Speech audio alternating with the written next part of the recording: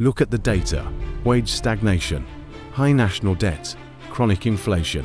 This bleak reality is not an economic accident.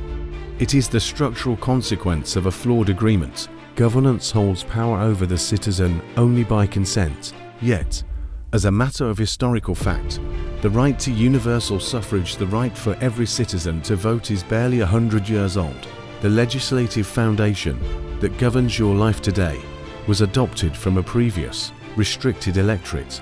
This gap represents the structural problem: a legislative non-consent. This non-consent created the conditions for systemic elite disconnection.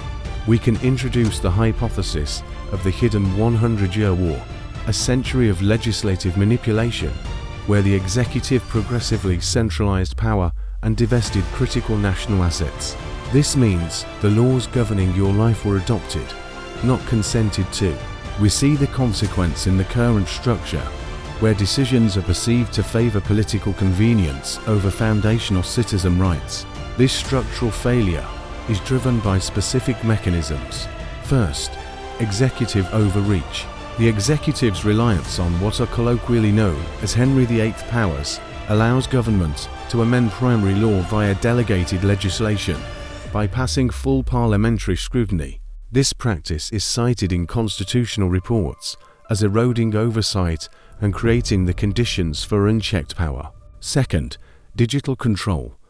External digital finance regulations are now influencing the UK's financial sovereignty and digital resilience, coupled with the functionally mandatory digital identity scheme for employment checks.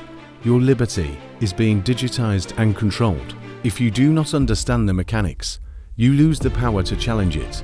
The response is not protest, it is rationality. The solution is the structural reparation audit, a technological, non-partisan, full-spectrum legal audit of the legislative code. It fights no one dot. It is a preventive measure to fix the foundation. But for the audit to be effective, citizen power lies in knowledge.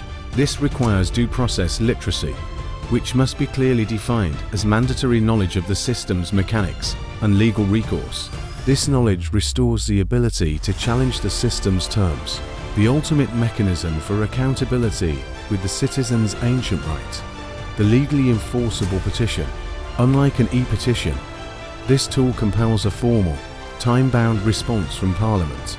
The delegation of your power at a general election is countered by the revocation of your power through this demand. Do not rely on protest. Audit the law. Confirm the legislative contract. Citizen power is in the